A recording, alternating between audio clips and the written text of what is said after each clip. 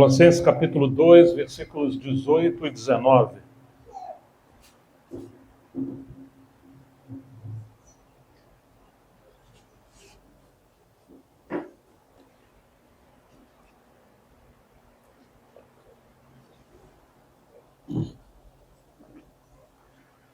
Não deixe que ninguém se faça árbitro para desqualificar vocês, com pretexto de humildade e culto de anjos, baseando-se em visões, estando cheios de orgulho, sem motivo algum na sua mente carnal, e não retendo a cabeça, a partir da qual todo o corpo, suprido e bem vinculado por suas juntas e ligamentos, cresce o crescimento que vem de Deus.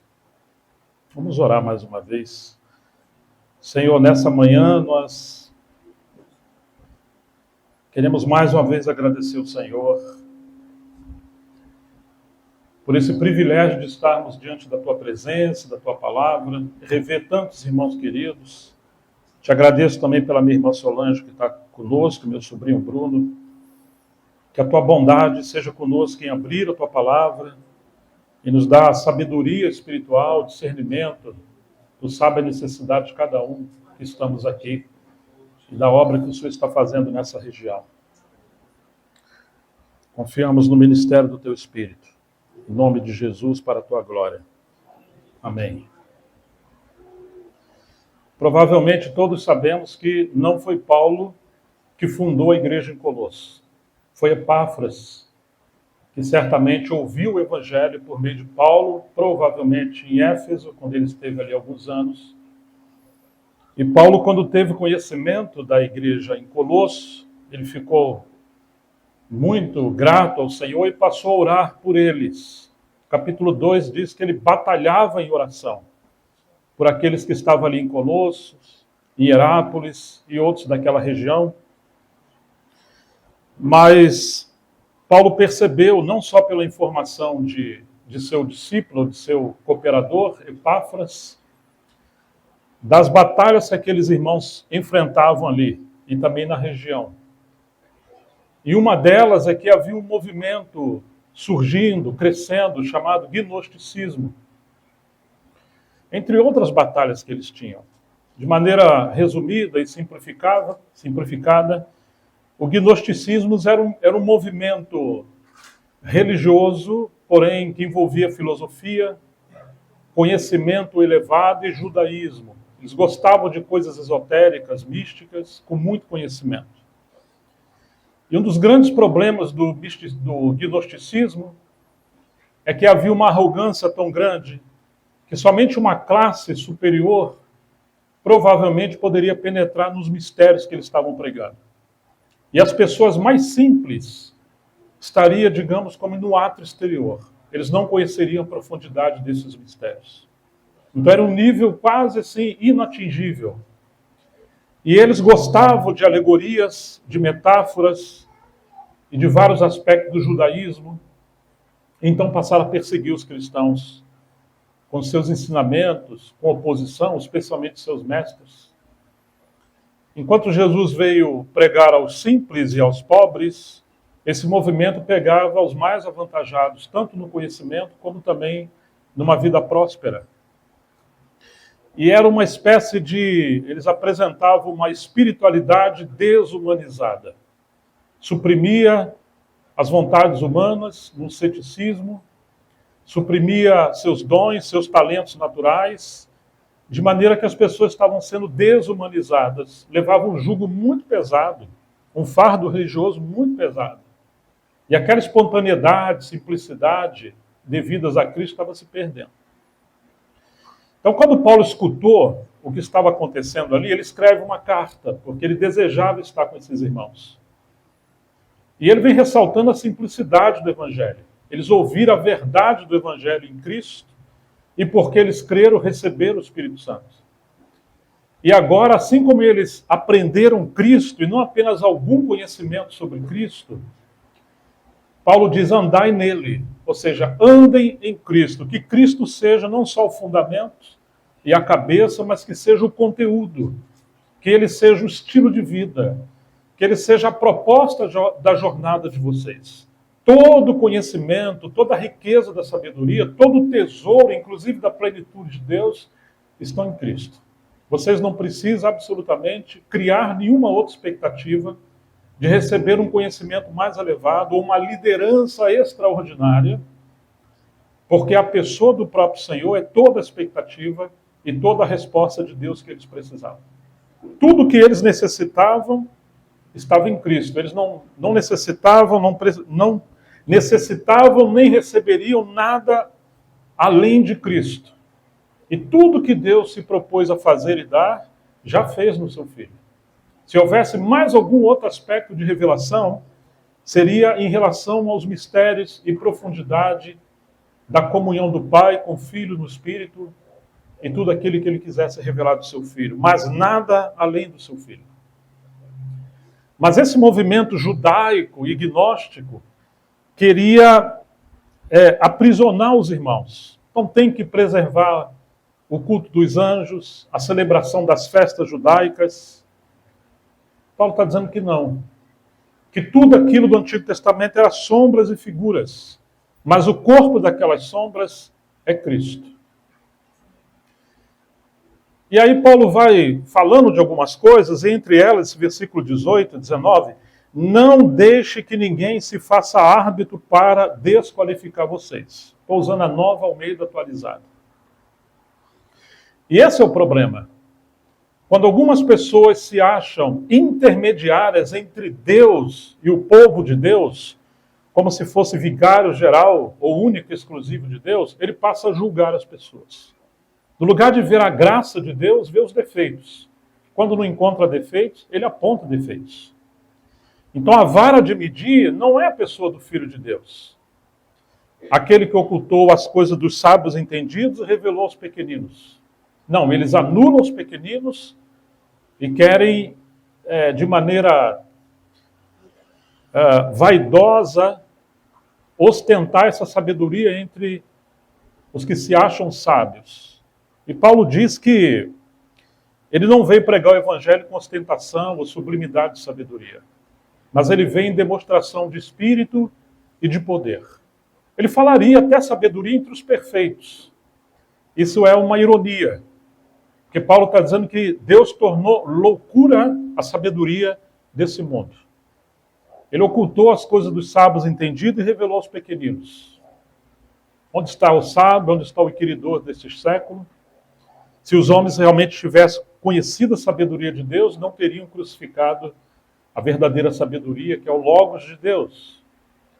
Então agora Paulo está colocando um nível, ou uma régua, mostrando de que a primazia, o primeiro lugar, esse lugar de destaque, está no livro de Colossenses, pertence somente a Cristo, a ninguém mais. Se alguém se colocar acima do povo de Deus, ele está parecendo ou se moldando ao querubim caído, que um dia quis usurpar o trono de Deus e por isso ele foi deposto dos céus. Ou seja, Deus dá graça aos humildes e ele resiste aos soberbos. Somos todos irmãos, ainda que haja variedade de dons, ministérios, serviços, mas não são cargos posicionais, não é uma hierarquia de poder. Poderíamos até pensar, entre aspas, numa hierarquia, entre aspas, de serviço, mas nunca posicional.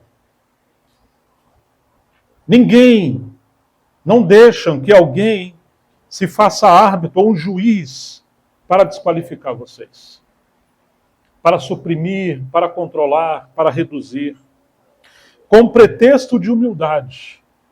Alguns falam até de maneira muito humilde, piedosa, mas nega a eficácia, a aparência de piedade.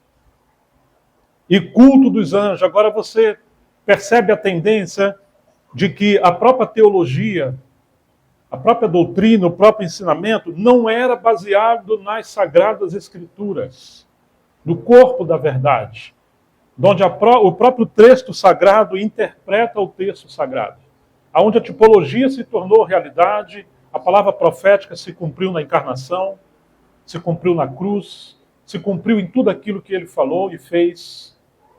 Ou seja, tudo aquilo que era alegoria, tipologia, figuras e sombras do Antigo Testamento se cumpriram em Cristo. E mesmo coisas em relação à palavra profética que tem a ver com o tempo do fim, nunca essas coisas estão desassociadas da pessoa do Filho de Deus. Quando você vê Paulo lidando com a palavra profética, por exemplo, no final de Romanos 16, ele vai falar do seu evangelho, mas é o evangelho de acordo com o mistério de Deus na eternidade. Esse mistério se manifestou de acordo com a palavra profética, ou dos profetas do Antigo Testamento, que se cumpriram em Cristo, conforme diz o seu evangelho.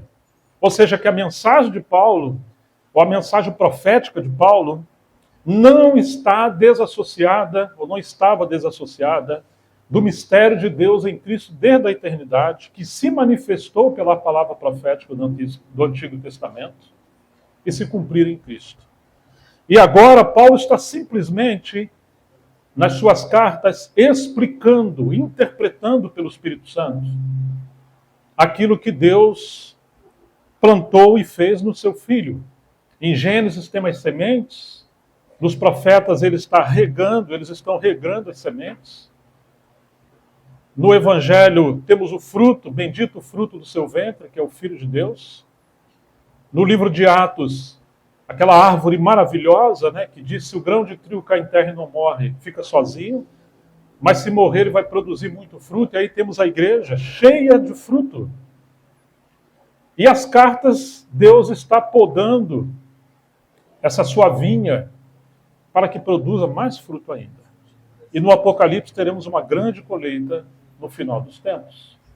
Mas absolutamente nada está desassociado do seu Filho. Qualquer entendimento que não toma ele como prioridade, ou até a chave da hermenêutica, é uma heresia, é um outro espírito. Então, quando Paulo olha aquele pano de fundo, ele começa a demonstrar a prioridade, a supremacia, a primazia de Cristo acima de todas as coisas. Ele está justamente cortando pela espada do Espírito essa falsa espiritualidade, esse falso espírito, essa falsa religião. Não deixe que ninguém se faça árbitro para desqualificar vocês, com pretexto de humildade e culto dos anjos, baseando-se em visões, estando cheios de orgulho. Agora vem um exclusivismo ministerial. Se vocês estão conosco, viram alguma coisa. Se vocês não estão conosco, vocês não viram nada. E a Bíblia tem uma outra proposta. Se estamos em Cristo, passamos a ver pelos olhos dele.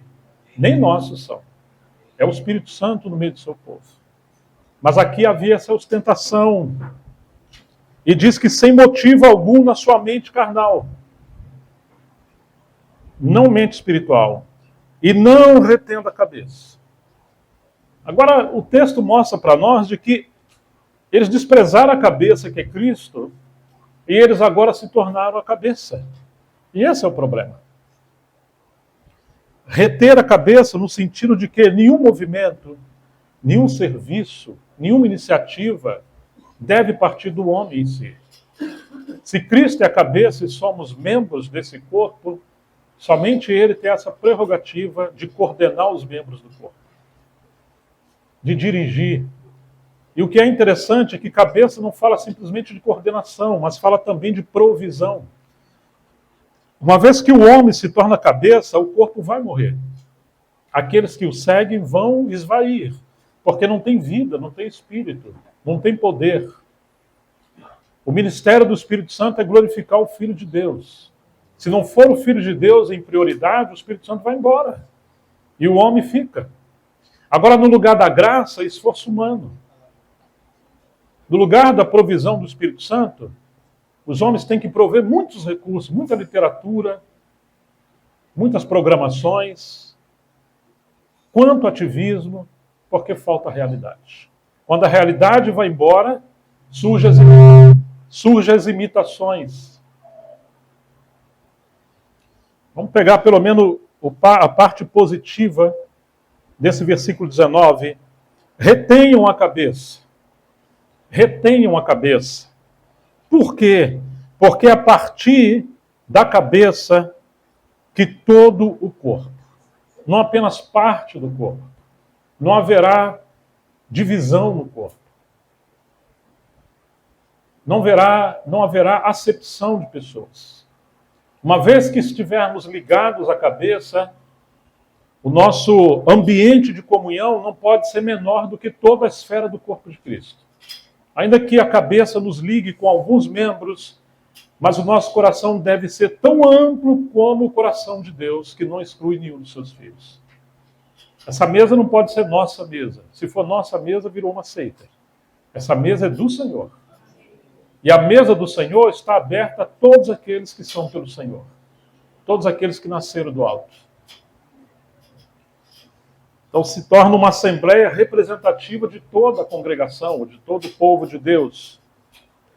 Por meio da cabeça, todo o corpo. Ou seja, não se restringe. A comunhão do corpo de Cristo chega até onde chega o Espírito Santo.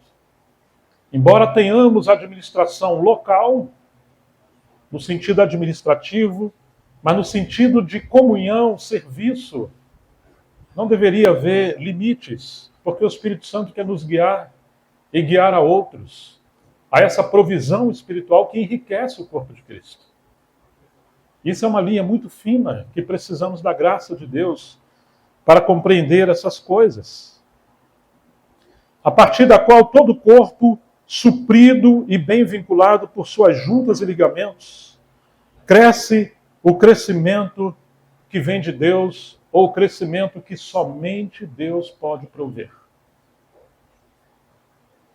Nós não podemos prover. Nós que temos filhos, se a criança está sendo bem amamentada no começo, bem nutrida, esse próprio alimento vai prover o crescimento de vida. Você não pode promover. Você pode até amarrar uma corda nos pés, outra nas mãos. Todo dia você puxa os seus filhos um pouquinho para frente, para trás. Você vai gerar um grande problema para ele. Mas isso não é um crescimento de vida. Você vai violar as leis da vida. Toda vez que ele deixou de ser cabeça e senhor, e os homens passam a usurpar esse lugar de dignidade, os méritos do Filho de Deus, então as coisas se tornam como um elástico. Toda atividade é para tentar promover um crescimento que o Espírito Santo não está promovendo. E esse odre certamente um dia vai romper. Vinho novo se pôs em odre novo. É o vinho novo, a obra do Espírito Santo no Evangelho, que promove um odre, que é também o que Paulo chama aos Colossenses de boa ordem. Eu estou ausente quanto ao corpo, mas estou presente no Espírito, observando a vossa boa ordem. Quando o próprio Espírito Santo vai colocando-nos, cada um de nós, no seu lugar, na sua medida, no seu dom, vinculando-nos uns com os outros para podermos servir juntos. E há uma infinidade de serviços, onde nós respeitamos uns aos outros, nos alegamos com a graça dos outros, do serviço dos outros, e passamos a dar suporte e orar por aqueles irmãos. Que pena que às vezes tem aqueles que acham que têm todos os dons e acaba anulando os serviços e dons dos outros. Mas o Senhor repartiu dons e serviço e ministério com todos os seus filhos. Todos deveríamos buscar compreender na graça de Deus como ser úteis ao Senhor. Então ele vai dizer, retendo a cabeça, a partir da qual todo o corpo, suprido e bem vinculado por suas juntas e ligaduras, ou ligamentos, cresce o crescimento que vem de Deus. Tem tanta riqueza apenas nesse versículo. Em primeiro lugar, nosso desafio é, cada um de nós individualmente e coletivamente, reter a cabeça. O inimigo vai empurrar você, se possível, todos os dias, cada hora, cada minuto, cada segundo. Vai empurrar aqueles que têm ministério entre nós, os anciãos entre nós. Vai empurrar em que sentido? Em sentido de que ou você fique para trás de forma passiva, ou você corra de maneira rápida para fazer as coisas espirituais. Se as coisas estão delongando, estão lentamente, você tem que improvisar um crescimento. Como aconteceu com as igrejas da Galácia. Começaram no Espírito e terminaram na carne, porque acharam que o Espírito Santo estava demorando demais. E Paulo pergunta a eles, eu quero saber o seguinte, vocês receberam o Espírito pela observação das obras da lei ou pela pregação da fé? Você vê que o judaísmo e o gnosticismo estavam ali, né, se infiltrando entre eles. O Espírito Santo foi dado a vocês pela observação da lei ou pela pregação da fé? Claro que é pela pregação da fé. Ou seja, que quando a palavra de Deus tem autoridade máxima sobre nós, então o Espírito Santo ele provê vida, iluminação, graça abundante, intervenções, correções, disciplina, conhecimento espiritual. A viva obra de Deus. Mas o Espírito Santo não é um agente do homem em si. O Espírito Santo não é um agente da boa vontade humana. O Espírito Santo é um agente que vem glorificar Cristo por meio da palavra. E é ele que toma tudo aquelas riquezas da obra da cruz e aplica em realidade no povo de Deus, por meio do ministério da palavra. Agora, uma vez que a palavra de Deus é reduzida e a palavra do homem é elevada, então o Espírito Santo, como uma pomba, ele vai partir. Então, que desafio você, irmão e irmã, e os santos, como assembleia, têm de reter a cabeça a cada manhã, a cada momento. Quão fácil é pedir uma opinião a você e você dá uma opinião. Mas quando você sabe que tem que reter a cabeça, você não vai ser tão rápido em emitir uma opinião. Porque pode ser que ainda você emita uma opinião boa, esteja fora do tempo, do momento ou do contexto espiritual que os santos estejam vivendo. Aqueles que trabalham no ministério têm um grande desafio. Também os que viajam especialmente. Quando você estiver no lugar, precisa estar em oração. Não deixa, Senhor, eu atrapalhar a obra do Espírito Santo. Se eu falar, que seja o Senhor falando por meio de mim. Não deixa me introduzir e nem ficar para trás. Não quero arrogância e nem a falsa humildade. Sou o que sou em Cristo, disse Paulo. Mas se a gente não discernir o que Deus está fazendo, nós vamos ser tentados a empurrar para ir mais rápido. Ou quem sabe paralisar. Isso tem a ver com personalidade também. Por isso que Deus junta os dons e ministérios de pessoas que têm personalidades, inclusive, diferentes. Eu fico imaginando aqueles 4 levitas levando a arca. Um baixinho, o outro alto, um gordinho, um magrinho. E aí você tem buracos no meio do caminho. Ou seja, um tem que sustentar o outro e ter paciência com o outro. E Deus colocou essa diversidade de ministérios no corpo. Lembramos daqueles ministérios de Efésios 4:11. Apóstolos, profetas, evangelistas, pastores e mestres. Você imagina? Os mestres estão sempre correndo dentro da palavra, no bom sentido. Se puder, eles querem ficar 2, 3 horas ensinando. Recomendo uma multidão de livros. Acha que todos vão ler aquelas notas de rodapé em grego e hebraico. Os evangelistas, se deixar, eles querem tacar fogos nas cadeiras. Não, estão muito tempo sentados. Meu Deus do céu. E quer levar todo mundo para evangelizar. Melhor que o salão não tenha cadeira, que aí não fica muito tempo ensinando a palavra, que as almas estão indo para o inferno e temos que pregar o evangelho.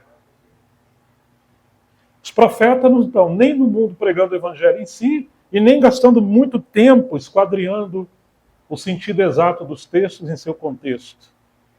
Eles estão andando nos céus, procurando prescutar as profundezas do coração de Deus. Lá de cima eles lançam uma corda no seu pescoço e falam, irmão, temos que ter turnos de oração 24 horas. Jejum, e que seja integral, não parcial, não precisa de água. Ainda mais quem está meio gordinho, não precisa de comer tanto. Esses são os profetas, graças a Deus. Inclusive, os profetas são aqueles rejeitados pelo povo e que nós vamos nos lembrar dele depois que eles morreram. E se eles estiverem vivos, procure um amontoado de pedra, você começa a tirar as pedras ao redor ali, você vai encontrar uma mão ensanguentada ali embaixo. Quase sempre os profetas estão ali.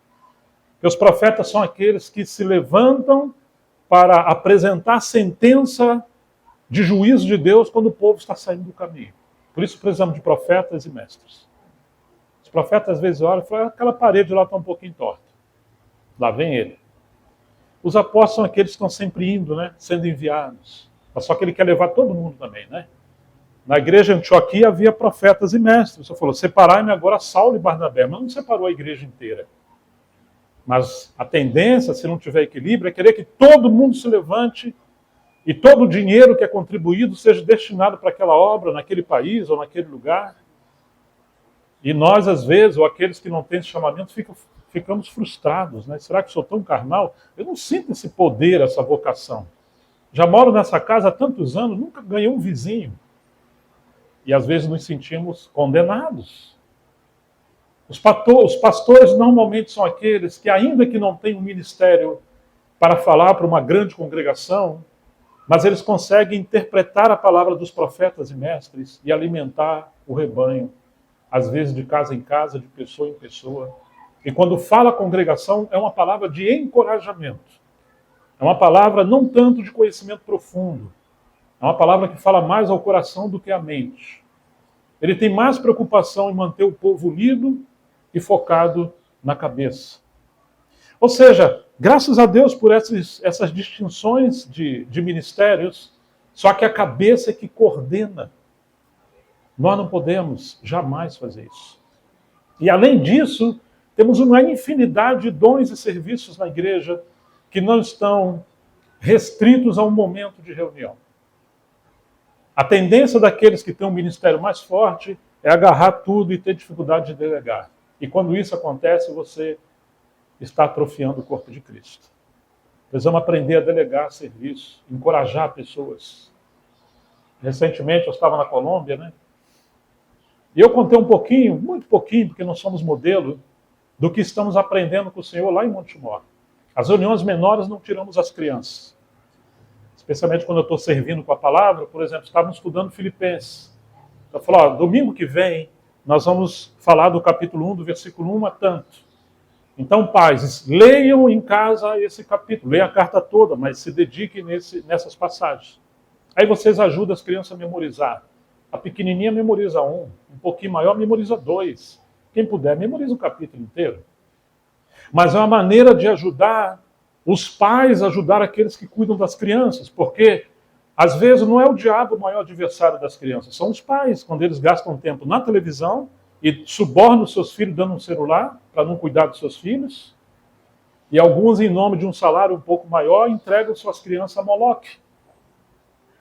E a gente perde o melhor período dos nossos filhos, que é o período da amamentação, onde as sementes podem ser plantadas. A menos que alguém precise, não temos problema com isso. E Deus é que coordena as vidas, os casais, mas precisamos buscar ser encabeçados pelo próprio Senhor. Pelo menos temos 3 homens de Deus que foram revolucionados com as sementes plantadas na sua alma, no seu coração, enquanto estavam sendo amamentados. Todos 3 foram criados em lugares improváveis que poderiam dar frutos. Moisés, no Egito, foi sua mãe que o amamentou quando criancinha. Você tem Samuel, que Ana deixou no templo, onde estava leviandade e corrupção, mas ele foi para ali depois do desmame. E você tem Timóteo, cujo pai não era judeu e era um grego. Esses 3 homens se tornaram 3 grandes homens de Deus, porque foi o cuidado da mãe, quando eles eram apenas criancinhas. Então nós temos uma grande responsabilidade com as crianças. Então aquelas crianças, quando vinham para a reunião, elas já vinham na expectativa de que elas iam citar o versículo. Que gracinha.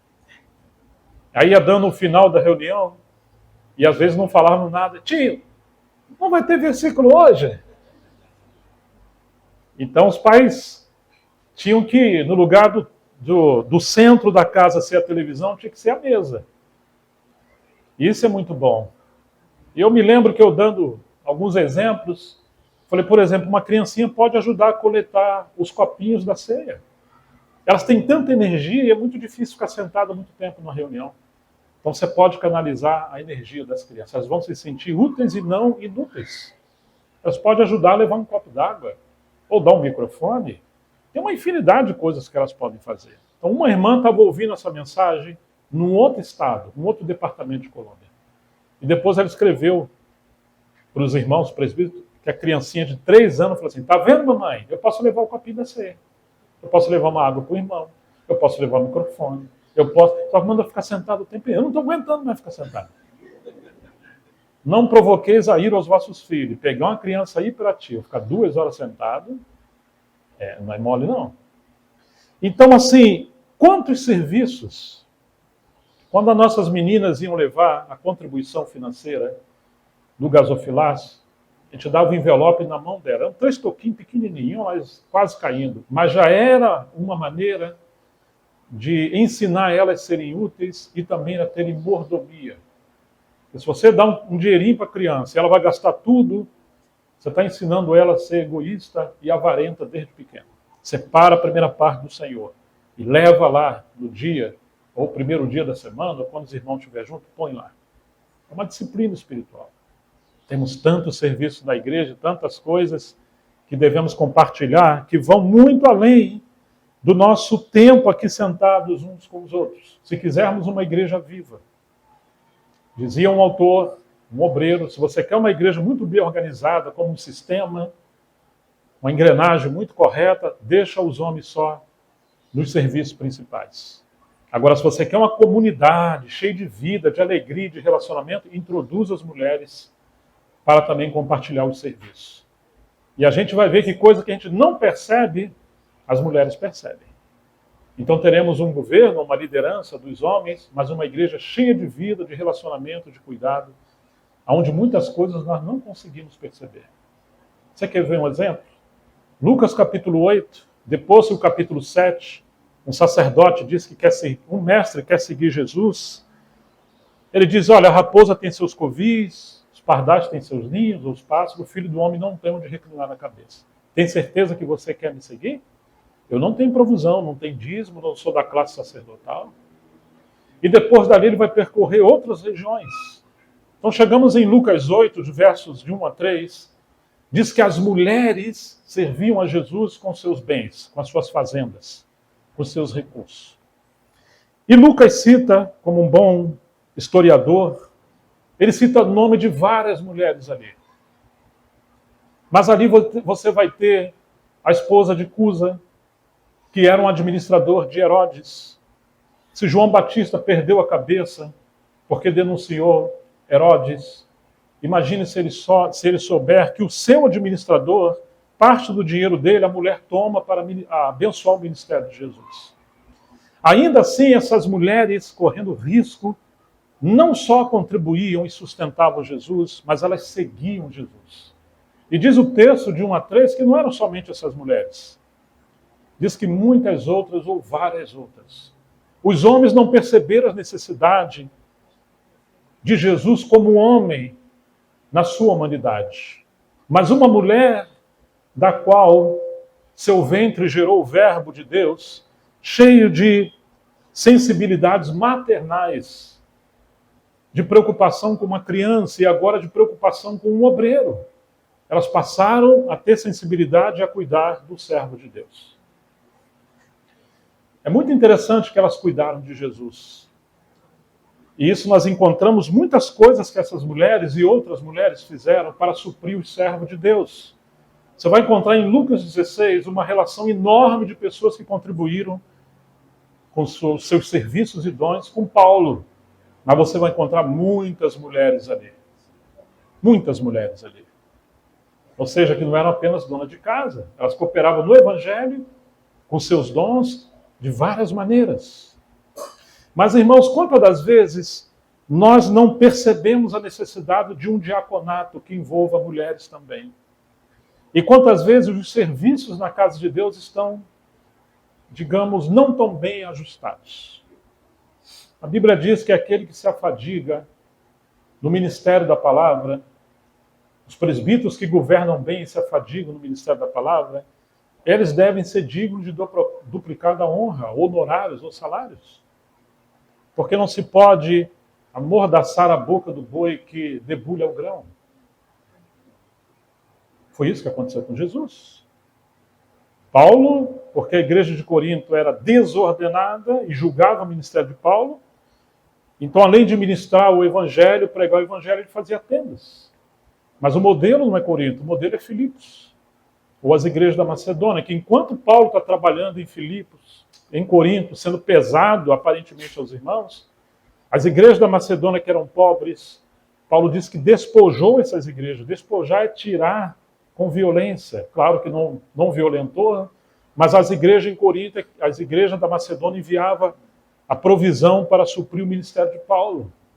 Você vai encontrar em Atos 18:5 que 2 daqueles que cuidavam de Paulo.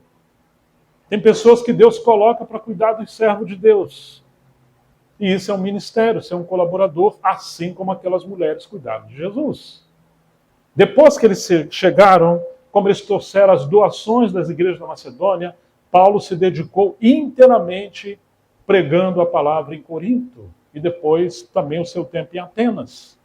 Ou seja, a cabeça coordena essas coisas.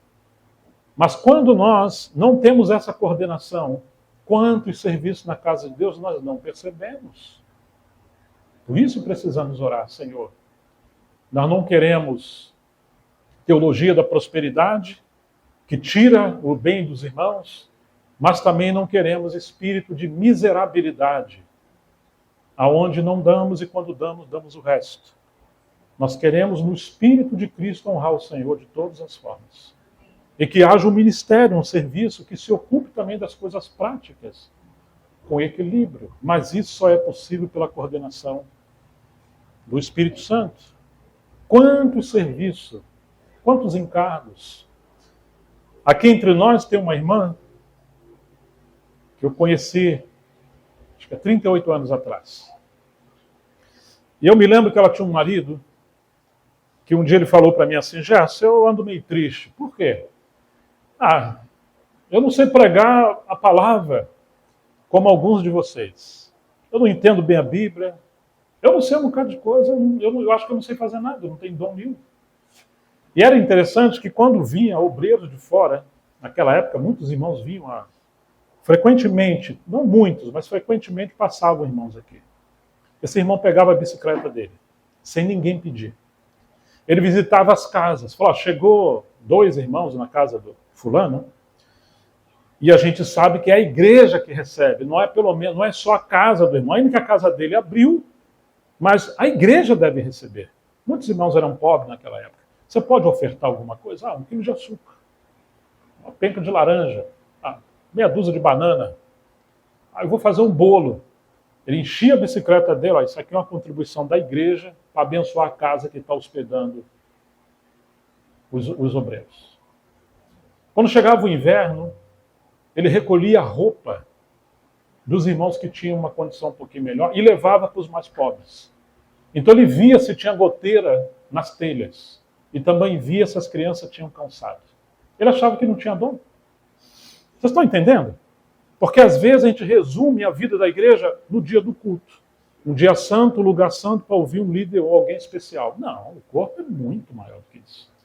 E precisamos orar. Ele tinha esse dom de repartir, um diácono, alguém que cuidava das pessoas. E aprendemos isso. Ele não impunha, não controlava, não julgava, não exigia, mas estimulava aqueles que tinham um pouquinho mais, servir o outro. Nós, por misericórdia, onde moramos, por causa dessa história, quando alguém recebe servo de Deus na sua casa, as irmãs se mobilizam, um faz um bolinho, outro faz uma coisa, aí faz uma escala sem obrigação. Tal dia eu posso ir fazer uma faxina? Ou faz antes? Quem sabe podemos lavar a roupa dos servos de Deus e passar, ainda mais com aquele calor. Podemos ajudar no almoço? Olha, nós podemos fazer o almoço, vocês não precisam fazer nada. Esse dia é nosso. Abrimos nossa casa para receber vocês e alivia a casa daqueles que estão recebendo. Nós também separamos uma oferta. Isso eu estou falando da nossa pequena experiência lá. Quando recebemos alguém, aqueles que são diáconos, eles já têm um dinheiro reservado no caixa. Isso é para a gente abençoar a casa daqueles que servem. Porque eles estão gastando com combustível, aumenta a eletricidade, o gasto, aumenta o alimento, aumenta uma série de coisas. Se é a igreja que está recebendo, então a igreja se mobiliza. Mesmo quando são obreiros que vêm em caráter só de passeio, está visitando os amigos, mas são servos de Deus, são. Vamos crer que Deus pode mudar os arranjos e usar esses irmãos para abençoar a igreja. Porque a cabeça pode ver que por detrás desses vasos fracos e de barros existe um tesouro E Deus pode usá-los para nos abençoar. Irmãos, quantos serviços nós temos na igreja? Que Deus nos ajude nessas coisas. Paulo está dizendo, ninguém seja árbitro. Não tire a espontaneidade. Não quite as iniciativas. Nós podemos dar sugestões. E se os irmãos que estão à frente forem espirituais, eles no mínimo vão ouvir as sugestões. Claro, a igreja não é democracia. Nem sempre quer dizer que uma irmã vai dar uma sugestão e todo mundo vai acatar. Pode ser que aquilo tenha a ver com um gosto dela. Mas pode ser que o Espírito Santo está usando aquela irmã, aquele jovem, aquela outra. Uma vez preparamos a organização de uma conferência em Montemor e duas irmãs nos procuraram, muito preciosas. Olha, a gente queria apresentar algumas sugestões. Pois não, a gente acha que esse irmão falar nesse horário não é bom. Não? Por quê? Ele sabe começar, mas tem dificuldade de terminar. E como está muito calor, e tem mulheres grávidas, tem senhoras, o almoço e tal, então ele fala antes do almoço, com aquele sol de matar, é melhor, a gente sugere que ele fale à noite. Não é que elas estavam certas? Aquela reunião depois de tal hora, a gente acha também que não é boa. Está cedo demais. Como é que você come uma feijoada? Na verdade, assim, que história é servir uma feijoada num calor de quase 40 graus? A gente acha que também não é um prato muito adequado. Tem irmãs aí que são nutricionistas, eu acho que dá para maneirar um pouquinho isso aí. Em outras palavras, bagunçaram toda a programação da conferência que os homens fizeram. Aí eu olhei aquilo, falei para o Fabrício, olha, de fato, nós não somos mãe, não estamos grávidos, gostamos de feijoada, as irmãs estão certas. Vamos ter que dar uma olhada. Então, assim, não significa que aqueles que estão na liderança ou são presbíteros, sempre a direção virá por meio deles. Não, eles vão autenticar, eles vão confirmar que o Espírito Santo que está na igreja, ele pode guiar do jeito que ele quer e como ele quer. Cabe a gente perceber qual é a melhor forma de glorificar a Deus, dos irmãos ficarem equilibrados, saudáveis, a palavra ter prioridade, e muitas das vezes nós vamos precisar das percepções, dos insights de irmãos e irmãs mais velhos. E até perceber a necessidade das crianças. Então isso é sinal de maturidade, que muitas vezes Deus dá a direção direta para o pessoal, os nossos presbíteros, mas muitas das vezes eles são episcopos, né? Eles têm que perceber como é que o Espírito Santo está guiando a obra de Deus. Então nós temos a cabeça do qual todo o corpo, então todo o corpo ele é suprido, é a cabeça que supre, é a cabeça que envia a provisão espiritual, e diz que essa provisão vem por meio de juntas e ligaduras e pelo agir de milagre, operação sobrenatural por meio de cada membro do corpo de Cristo. Todos nós deveríamos ter essa expectativa.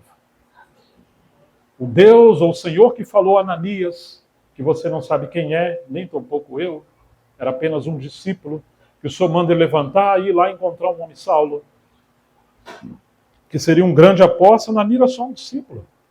O Senhor falou com ele. O Senhor pode falar com você. O Senhor pode despertar você lá na sua casa para você ir orar por alguém, para visitar alguém, para cuidar de alguém, para alimentar alguém, para encorajar uma viúva, um órfão necessitado.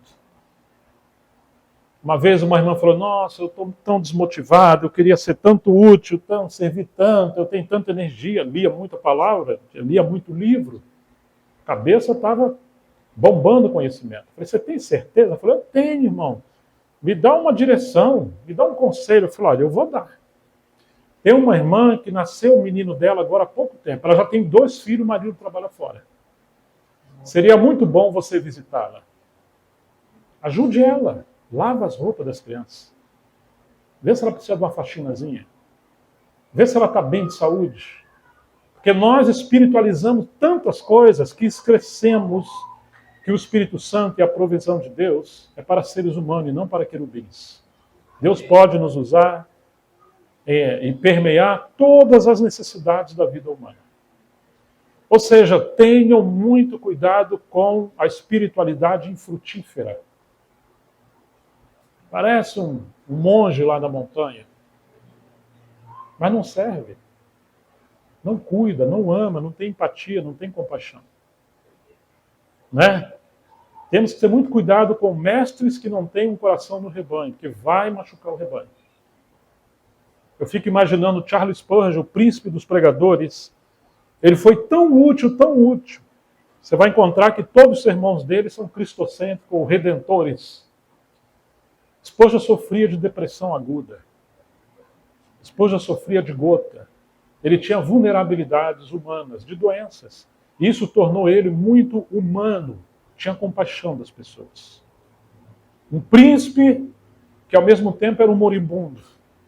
Um evangelho celestial, mas para maltrapilhos, porque ele era um maltrapilho. Vocês estão entendendo? Um tesouro enorme. Ele poderia ser o primeiro-ministro da Grã-Bretanha. Ele foi um príncipe do evangelho. Com a sabedoria e graça que ele tinha. Um pensamento analítico e rápido. Mas ao mesmo tempo era um vaso fraco. E morreu cedo. Somente aqueles que têm mais cheiros de ovelha do que de livros podem ser mais úteis ao Senhor. E hoje esse é um problema. Quando a cabeça está cheia de conhecimento e o coração pobre de compaixão, homens, mulheres tomam decisões e não se preocupam com o que vai acontecer ao rebanho. Quantas divisões, quantos problemas, quantos males entendidos. Porque não foi a cabeça que coordenou isso. E as pessoas vão arrogar de que estão certas, mas estão matando vidas. Há mais sangue nas suas espadas, e raramente encontramos eles com uma bacia de água e uma toalha para lavar os pés dos santos. Então, queridos, esse assunto de reter a cabeça, só aquele que reter a cabeça, ele não vai querer ser árbitro entre os irmãos para julgar os irmãos. Quem te colocou como juiz? Nós podemos ser um conselheiro. Podemos considerar e orar, mas nunca controlar e manipular pessoas. Não retendo a cabeça.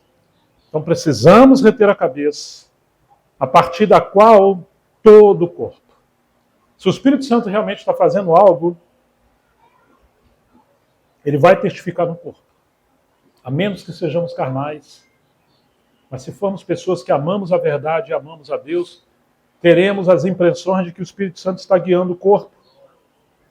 Então nós poderemos ser supridos e bem vinculados, não afastados, por suas juntas e ligaduras. Deus vai pegar membros que estão andando isolados de forma individuais e vai vincular eles em equipes de 2, 3, 4, 5, para desenvolverem serviços na igreja, como temos aqui uma equipe de louvor.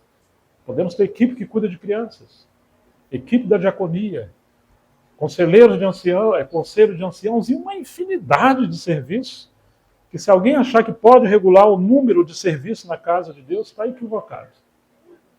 Assim como ninguém pode sondar a medida de Deus, senão ele deixa de ser Deus. Todo o corpo. Você pode orar e falar, Senhor, como eu posso ser útil? Mas você não vai ser útil sozinho.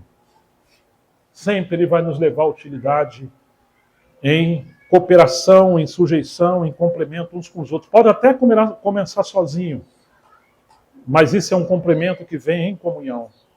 Quando isso acontece, quando todos nós estivermos cooperando de alguma forma, diz o final do versículo 19, então esse corpo cresce o aumento ou o crescimento que vem de Deus. Que texto maravilhoso. Talvez a depressão de alguém seja o resultado do seu egoísmo, de você ficar sozinho, sua casa bonita, seu recurso financeiro, sua saúde, tudo que você tem está girando em torno de você. Quando a gente passa a servir, o Espírito Santo vem sobre nós. A graça é abundante, a vida flui. Quanto menos você lembrar de você, mais vida você terá. Os dons poderão se multiplicar. Claro que existe a depressão física, psicológica, eu não estou contra a ciência. Mas eu estou querendo dizer que muitas das vezes a nossa vida medíocre, egoísta, isolada, vai desencadear uma série de problemas espirituais e físicos e psicológicos. A cabeça quer encher a gente do Espírito Santo. De vida, de graça. Mas não vem em cima de alguém arrogante, egoísta e isolado. Está sempre criticando. Não. Chega uma hora que Paulo fala aos Filipenses, eu vou ler o capítulo 1, verso 19 a 21. Paulo está preso e alguns estão pregando o evangelho, mas por inveja, por ambição e tentando atribuir a Paulo mais sofrimento à sua cadeia. Paulo fala, desde que o evangelho esteja sendo pregado, eu não tenho problema com isso não. Mas ele fala assim, verso 19, porque eu estou certo de que isso, e todo esse acontecimento, isso mesmo, e que pela súplica e provisão do Espírito de Jesus Cristo me redundará em libertação. Paulo está dizendo que quando os irmãos começassem a orar, haveria provisão do Espírito de Jesus. E isso ia liberar Paulo. Ainda que ele ficasse preso, quantas cartas Paulo escreveu da prisão? Ele foi solto uma vez, mas depois foi preso e nunca mais saiu. Mas embora o seu corpo preso, o seu espírito estava livre. Não andava entre as igrejas, mas penetrou a eternidade e conheceu as profundezas do coração de Deus. Então ele foi cheio do Espírito Santo, cheio da provisão do Espírito Santo. Toda aquela provisão que o Espírito deu a Jesus para cumprir o seu ministério terreno. Agora ele distribuiu ao corpo de Cristo e por isso precisamos orar. Paulo dependia da oração dos irmãos. Segundo a minha ardente expectativa e esperança de que em nada serei envergonhado, antes com toda a ousadia, como sempre, também agora será Cristo engrandecido no meu corpo, quer pela vida, quer pela morte, porquanto para mim o viver é Cristo e o morrer é lucro. Só um homem cheio do poder do Espírito Santo, preso, poderia dizer que o morrer é lucro. Preso, com frio, às vezes com fome, debaixo de tanta opressão, poderia falar aos cristãos em Filipos, alegrai-vos no Senhor, outra vez eu vos digo, alegrai-vos. E não está pedindo oração para ele. A Timóteo ele vai dizer, Jesus Cristo, nossa expectativa, a expectativa dele era sair da prisão para servir. Ou se ele partisse pela espada, sua expectativa era encontrar o Senhor. Ele tinha mais expectativa de encontrar o Senhor do que sair da prisão. No final da segunda carta, a Timóteo ele diz que já estava sendo oferecido como libação. Ele sabia que seria decapitado. E ele gasta o seu tempo na prisão encorajando, fortalecendo, aconselhando, suprindo. Era alguém cheio da provisão do Espírito Santo. O que ele está vivendo com toda a igreja são aquelas provisões do Espírito que estava sobre o Filho de Deus. Que agora essa provisão que é da cabeça foi derramada no dia de Pentecostes a todo o corpo. Ela não está num homem. Quando diz a Bíblia que Deus não nos deu o Espírito por medida ou medida, ele está falando que não deu ao corpo. Mas ele não prometeu que um homem seria a voz única de Deus. Ninguém contém a plenitude de Deus a não ser o Filho de Deus. Ele distribui porções e medidas ao corpo de Cristo. Isaías diz que, em Isaías 11, não precisa abrir, do trono de Jessé sairá um rebento e das suas raízes um renovo. Repousará sobre ele o Espírito do Senhor, o Espírito de sabedoria e de entendimento, o Espírito de conselho e de fortaleza, o Espírito de conhecimento, Espírito de temor do Senhor. Então Jesus agora quando vai ser batizado, em Lucas capítulo 3, verso 21, diz o texto que aconteceu que ao ser todo o povo batizado, também foi Jesus. E estando ele a orar, enquanto era batizado, o céu se abriu e o Espírito do Senhor desceu sobre ele em forma corpórea, como pomba. Ouviu-se uma voz do céu, tu és o meu filho amado, em ti me comprazo. Os céus estiveram como bronze por 400 anos, como aquelas nossas Bíblias antigas, que entre o Antigo Testamento e o Novo tinha 4 páginas em branco. Hoje eu não sei se é assim. Em muitas Bíblias não tem mais isso. Depois você vê se a tua Bíblia tem 4 páginas em branco. Entre o Antigo Testamento, que é o último livro é Malaquias, e o primeiro que é Mateus. Cada página daquela representava um século de silêncio profético. No dia que o Filho de Deus tomou o centro da humanidade, esse céu de bronze se abriu. Deus que esteve em silêncio, seu coração rasgou, assim como os céus. Ele agora falou, porque o seu assunto é o seu Filho. E o Espírito Santo veio sobre o Filho de Deus. Se quisermos uma igreja sob o juízo de Deus, basta o homem tomar a centralidade. O Espírito Santo vai se ausentar. Se quisermos uma igreja avivada, cheia do Espírito Santo, com graça, o assunto tem que ser o Filho. A preeminência é do Filho. O Espírito Santo veio para glorificar Jesus. Então chegamos no capítulo 4, verso 1 e 14. Jesus, cheio do Espírito Santo, voltou do Jordão e foi guiado pelo Espírito no deserto. Você está vendo o ministério do Espírito sobre Jesus? No 14, então Jesus, no poder do Espírito, regressou para a Galiléia e a sua fama correu por toda a circunvizinhança. Ele estaria debaixo da provisão do Espírito. É Deus, mas se fez homem. É Deus, mas foi servir como homem debaixo do ministério ou pela provisão do Espírito Santo. Então chegamos no capítulo 4, versículo 16 de Lucas ao 22. Jesus foi para Nazaré, Lucas 4,16, onde havia sido criado. Num sábado entrou na sinagoga, segundo o seu costume, e levantou-se para ler. Então lhe deram o livro do profeta Isaías, e abriu o livro, achou-se o lugar onde está escrito: o Espírito do Senhor está sobre mim, porque ele me ungiu. Agora veja bem a provisão do Espírito. Ele me ungiu para evangelizar os pobres. Enviou-me para proclamar libertação aos cativos, restauração da vista aos cegos, para pôr em liberdade os oprimidos e proclamar o ano aceitável do Senhor. Tendo fechado o livro, Jesus o devolveu ao assistente e sentou-se. Toda a sinagoga tinha os olhos fitos nele. Então Jesus começou a dizer: hoje se cumpriu a escritura que vocês acabaram de ouvir. Todos davam testemunho dele e se maravilhavam das palavras cheios de graça que saíam dos lábios. E perguntavam: não é este o filho de José? Agora você vê ele cheio do Espírito Santo. E ele discernia os corações das pessoas. Discernia os seus pensamentos. Seu coração, cheio de íntima compaixão, o movia a tocar nas pessoas e curar.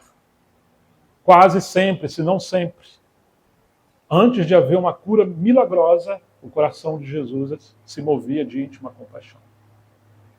Ele gastava horas em oração, nas madrugadas ou durante o dia, dependendo de Deus para que o Espírito Santo guiasse. Agora, quando ele está indo para a cruz, seus últimos dias ou semanas, do Evangelho de João, capítulo 13 ao 17, ele gasta tempo com os discípulos e lá ele vai falar muito da pessoa e do ministério do Espírito Santo que viria sobre eles.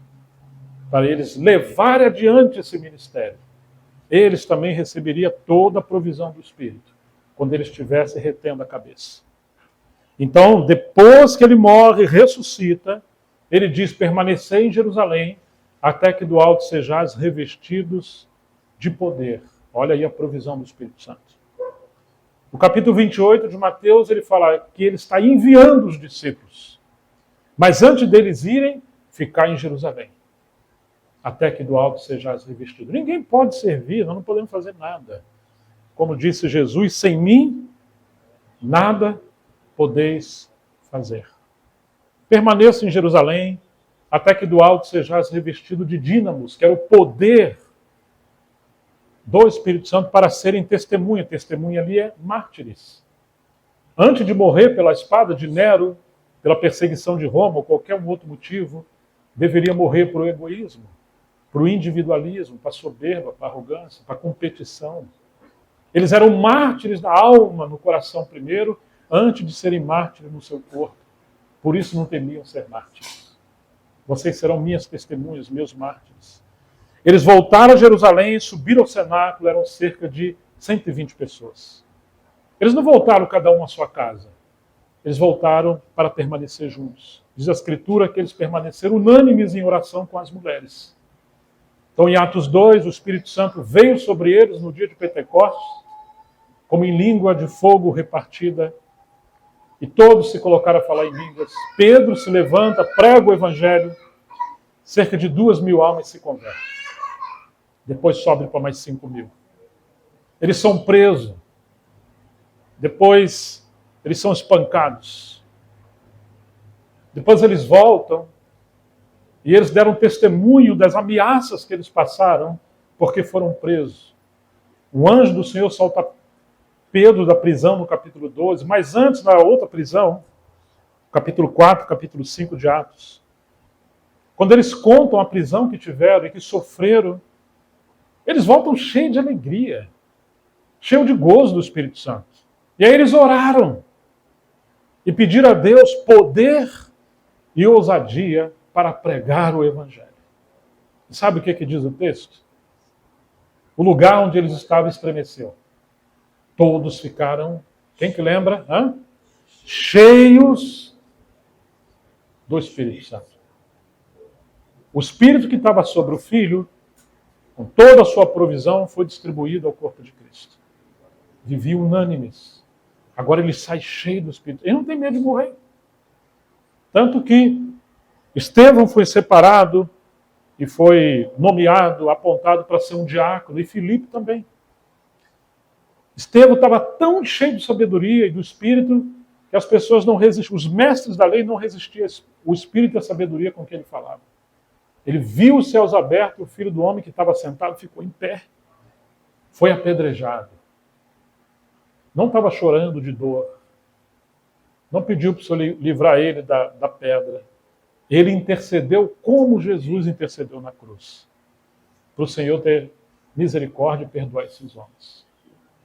Deitar as vestes de Estevão aos pés de um jovem chamado Saulo. E ali começou a obra de Deus, antes de Paulo ser salvo. E Filipe, que foi separado para ser um diácono, se tornou um grande evangelista. Chega a hora que ele é arrebatado. Ele prega para o etíope, depois a África é evangelizada. E ele vai para Samaria e opera milagres. Ali estão paraplégicos sendo curados. Muitos foram curados. Uma obra extraordinária, demônios são expulsos. Provisão do Espírito Santo. E assim o Evangelho prosperou. Muitos séculos se passaram. Essa obra chegou até nós. Mas qual é o problema do nosso tempo? Colossenses capítulo 2, versículo 18 e 19. Alguns se tornaram árbitros. Alguns se acharam juízes. Alguns se acharam mais elevados. Alguns se acham superiores. Se tornaram juízes. Alguns acham que o povo de Deus não vai ter revelação se ler a Escritura. Então você tem que prover o que eles devem ler. E isso é um equívoco.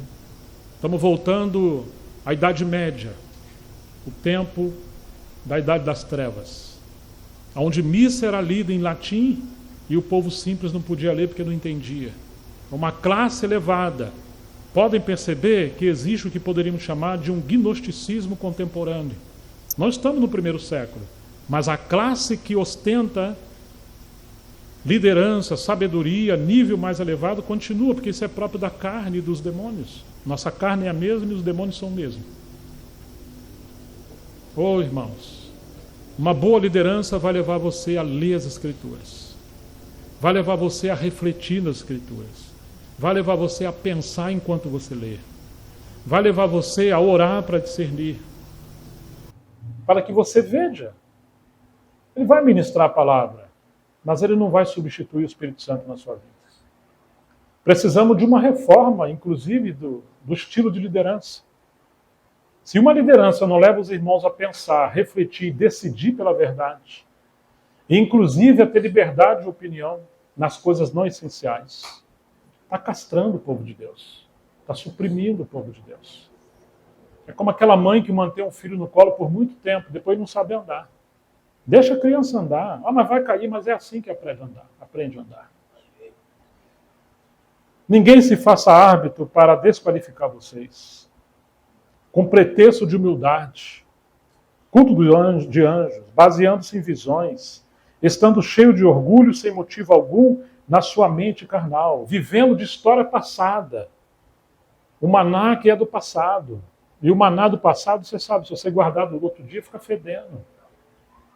Jesus é hoje. Ele é o mesmo ontem, hoje o será eternamente. No livro de Hebreus, aparece a palavra hoje. E mesmo entre os versículos, ou no meio da frase, você pode perceber que o hoje está com letra maiúscula, porque aquele hoje é uma pessoa, é o Senhor. Deus fez coisa no passado, não abandonamos, graças a Deus pela história. Mas o que Ele está fazendo hoje? Não retendo a cabeça. Aqui está a coisa. Reter a cabeça. Somente retendo a cabeça. Todo o corpo. Suprido e vinculado por meio de suas juntas e ligaduras. Aqui temos os ministérios do corpo, que Deus usa pelo ministério da palavra e tantos outros encargos, para que todos os membros sejam alimentados e todos possamos servir. Então haverá provisão abundante e teremos o crescimento que procede de Deus. Oh, amados irmãos, que o mesmo Senhor que tem trabalhado desde o princípio aviva a sua obra desse tempo entre nós. Possa nos dar graça de esquecer das coisas que para trás ficaram, prosseguir para as que estão adiante de nós. Há muito mais luz e verdade. Há muito mais graça abundante, muito mais intervenções de Deus pelo Espírito Santo para esse tempo, que os nossos pais lançaram as sementes no primeiro século. Agora tem uma grande colheita desse tempo. Eles foram fiéis à sua geração. E eles estão nos aguardando. Será que seremos fiéis à nossa geração? Que o Senhor nos dê graça para sermos fiéis. Que o Senhor continue a falar aos nossos irmãos. Vamos orar.